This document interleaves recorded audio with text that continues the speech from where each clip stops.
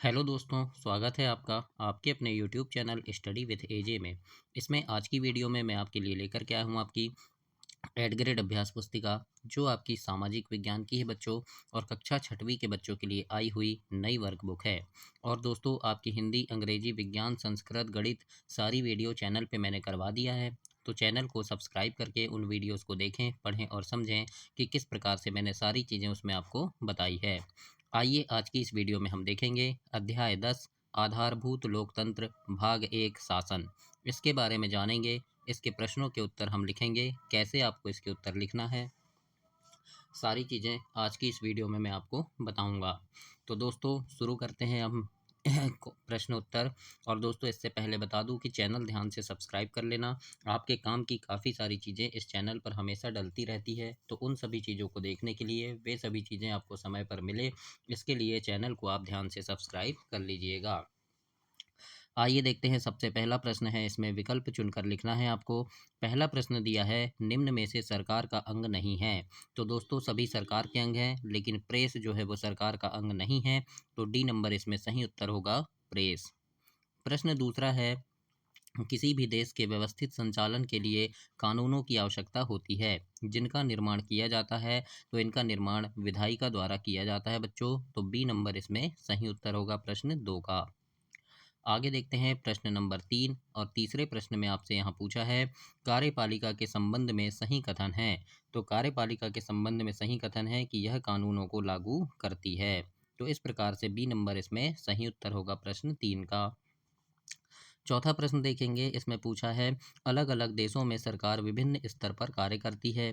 भारत में सरकार कितने स्तर पर कार्य करती है। तो भारत में दोस्तों 3 स्तर पर सरकार कार्य करती है, ग्राम पंचायत, है ना, जिला जनपद पंचायत और जिला परिषद। इस प्रकार से 3 स्तर हैं। तो आप प्रश्न 4 में लिखेंगे 3, बी नंबर।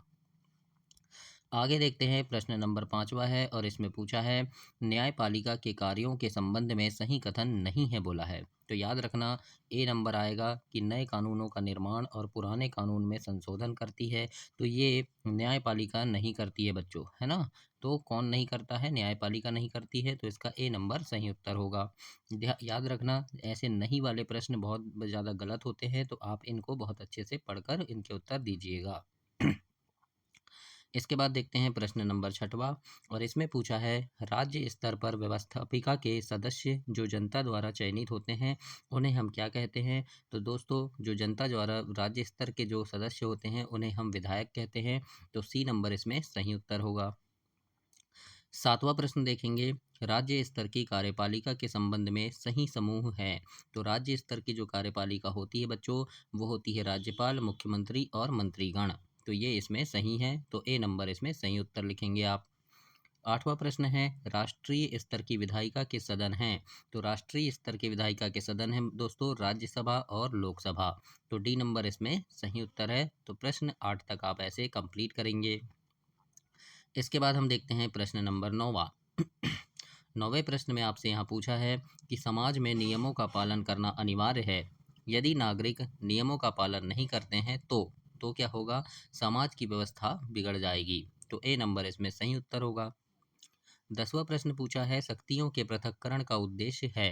तो शक्तियों के पृथक्करण का उद्देश्य है दोस्तों, शासन के दूसरे अंगों के कार्य की निगरानी करना। तो इसमें सी नंबर सही उत्तर होगा। तो ऐसे आपको प्रश्न 10 तक कंप्लीट करना है, विकल्प वाले प्रश्न। अब हम आगे देखेंगे, दिए गए शब्दों से रिक्त स्थान चुनकर भरना है। खालिस्तान वाले शब्द हैं।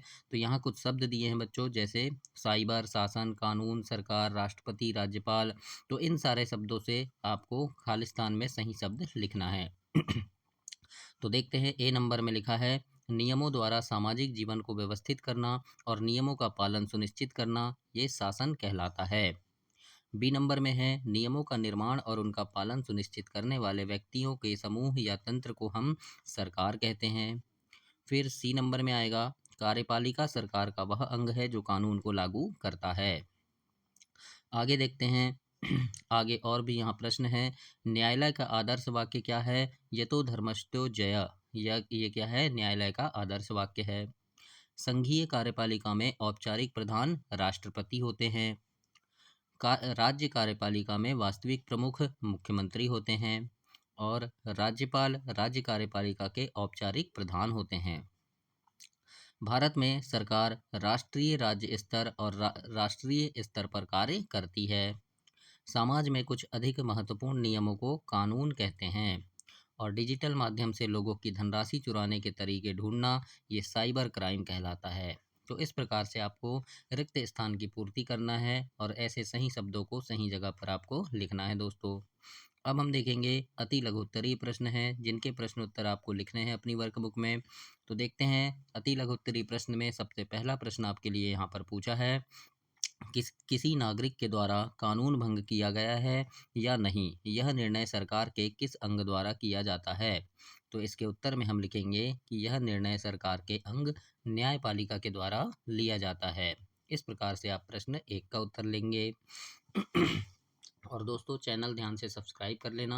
आपकी तिमाही, छमाही और अर्धवार्षिक परीक्षा के समय चैनल पे काफ़ी सारे वीडियोस लेकर के आता हूं मैं, जिसमें आपकी परीक्षा में आने वाले महत्वपूर्ण प्रश्न होते हैं, जिन्हें पढ़ करके आप परीक्षा में काफ़ी अच्छे नंबर ला सकते हैं बच्चों। तो उन सभी प्रश्नों को देखने के लिए, समय पर सारी चीज़ें आपको मिल सके, इसके लिए चैनल को आप ध्यान से सब्सक्राइब कर लीजिएगा, ताकि समय पर आपको सारी चीज़ें मिले और उन्हें पढ़ करके आप परीक्षा में काफ़ी अच्छे नंबर ला सकें। आइए देखते हैं प्रश्न नंबर 2। और दूसरे प्रश्न में आपके लिए यहाँ पर पूछा है कि किसी दूसरे देश के साथ संबंधों का निर्धारण करने के किस स्तर से होता है ना, सरकार के किस स्तर से होता है। तो इसके उत्तर में लिखेंगे कि किसी दूसरे देश के साथ संबंधों का निर्धारण सरकार के केंद्रीय सरकार के स्तर से होता है। इस प्रकार से आप प्रश्न 2 के उत्तर में लिखेंगे। तीसरा प्रश्न है, भारत में तीनों सशस्त्र सेनाओं के सर्वोच्च कमांडर कौन होते हैं। तो इसमें लिखेंगे भारत में तीनों सशस्त्र सेनाओं के सर्वोच्च कमांडर राष्ट्रपति होते हैं। इस प्रकार से प्रश्न 3 में लिखेंगे हम। आगे देखते हैं प्रश्न नंबर 4। और चौथे प्रश्न में लिखा है, भारत में सरकार का वह प्रारंभिक स्तर जो स्थानीय समस्या समाधान के लिए कार्य करता है क्या कहलाता है। तो उत्तर में लिखेंगे कि भारत में सरकार का वह प्रारंभिक स्तर जो स्थानीय समस्या समाधान के लिए कार्य करता है स्थानीय स्वशासन कहलाता है। तो इस प्रकार से प्रश्न 4 के उत्तर में लिखेंगे। आगे देखते हैं प्रश्न नंबर 5वां। और 5वें प्रश्न में आपसे यहाँ पर पूछा है कि राज्य स्तर की व्यवस्थापिका के लिए जनता द्वारा चुने गए प्रतिनिधियों को क्या कहा जाता है। तो इसके उत्तर में आप लिखेंगे दोस्तों कि राज्य स्तर की व्यवस्थापिका के लिए जनता द्वारा चुने गए प्रतिनिधियों को विधायक कहा जाता है।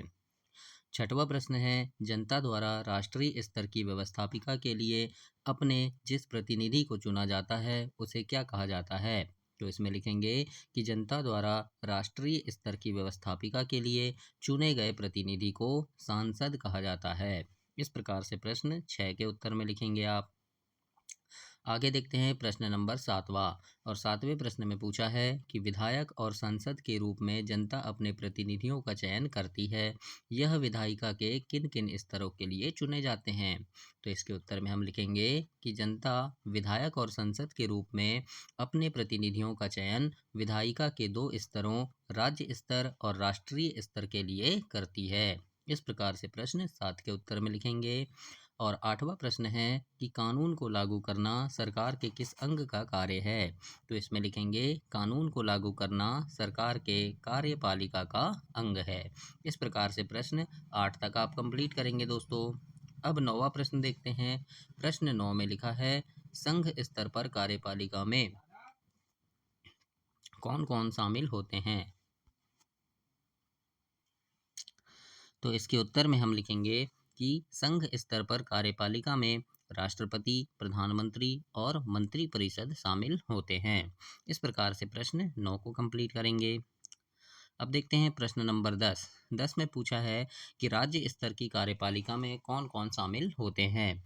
तो दोस्तों इसमें लिखेंगे राज्य सरकार की कार्यपालिका में राज्यपाल, मुख्यमंत्री और मंत्रिपरिषद शामिल होते हैं।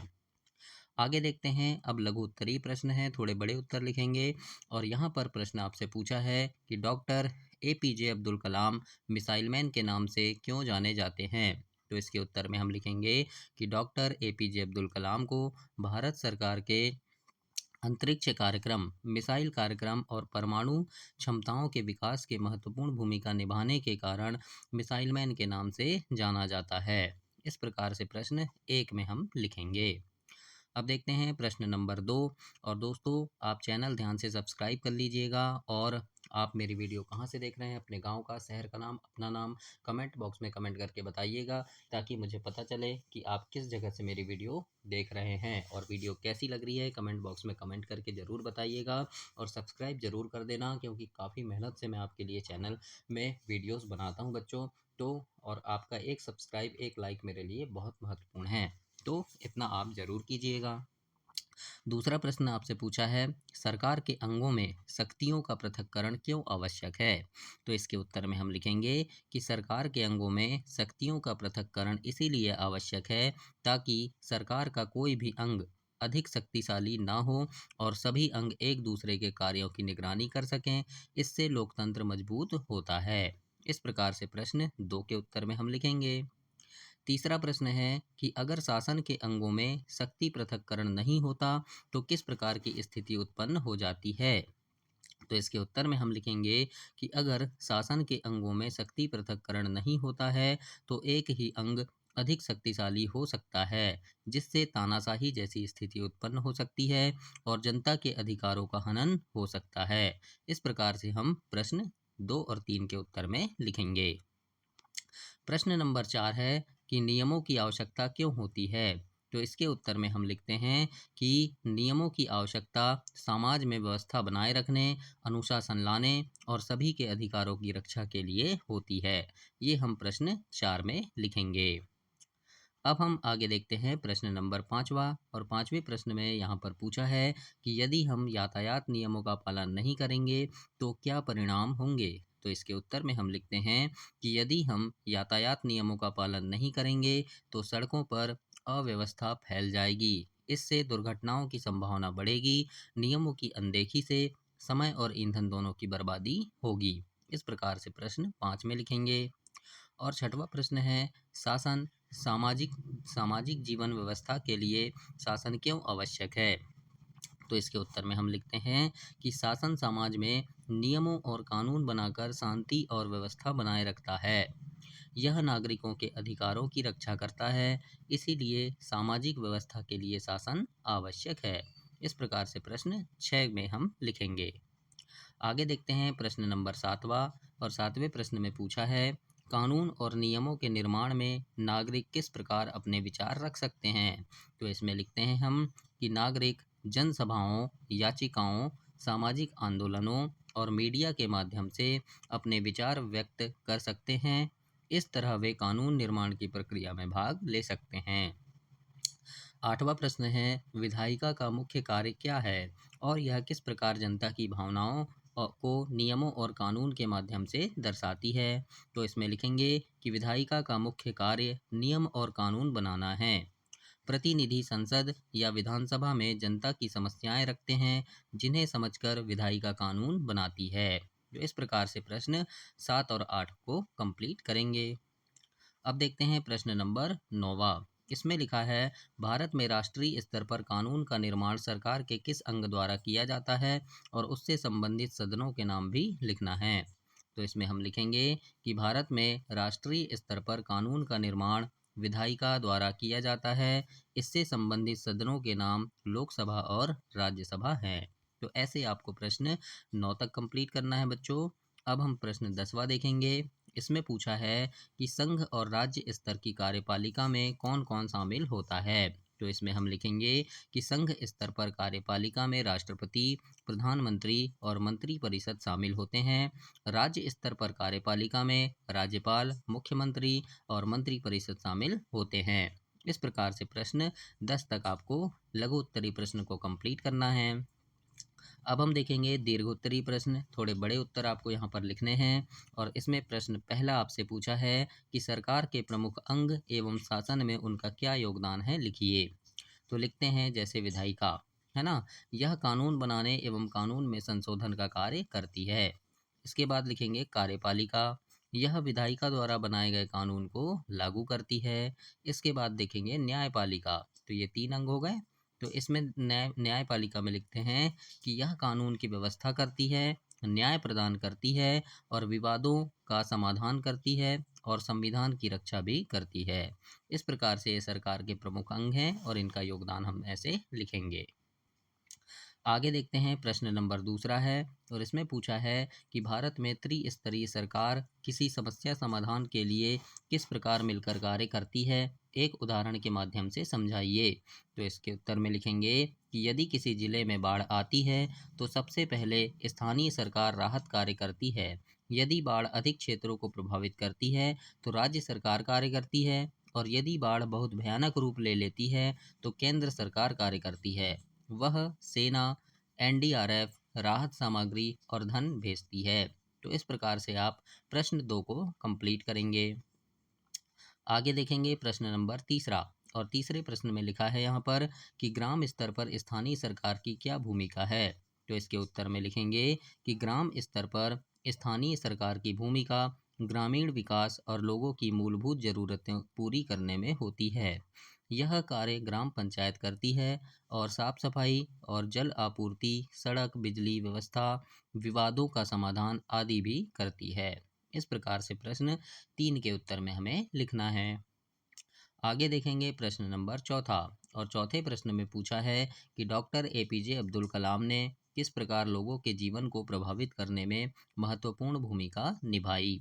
तो उत्तर में हम लिखेंगे कि डॉक्टर एपीजे अब्दुल कलाम ने अपने वैज्ञानिक अपने वैज्ञानिक योगदान, विशेष रूप से भारत के मिसाइल कार्यक्रम और अंतरिक्ष कार्यक्रम में लोगों के जीवन को प्रभावित करने में महत्वपूर्ण भूमिका निभाई।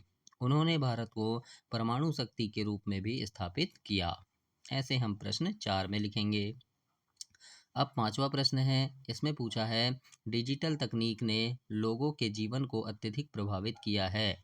धनराशि भेजना और प्राप्त करने में डिजिटल तकनीक द्वारा क्या परिवर्तन हुए हैं। तो इसमें हम लिखेंगे कि डिजिटल ने धनराशि भेजने और प्राप्त करने की प्रक्रिया को तेज, आसान और सुरक्षित बना दिया है।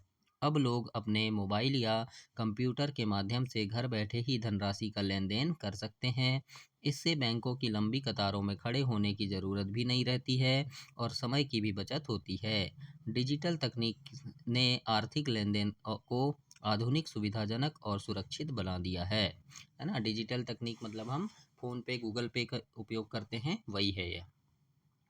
तो इस प्रकार से ये आपका पार्ट 10 समाप्त हुआ बच्चों। अगली वीडियो में हम पार्ट 11 देखेंगे। तब तक के लिए आप चैनल को सब्सक्राइब करें, वीडियो को लाइक करें और अपने दोस्तों तक इसे शेयर करें।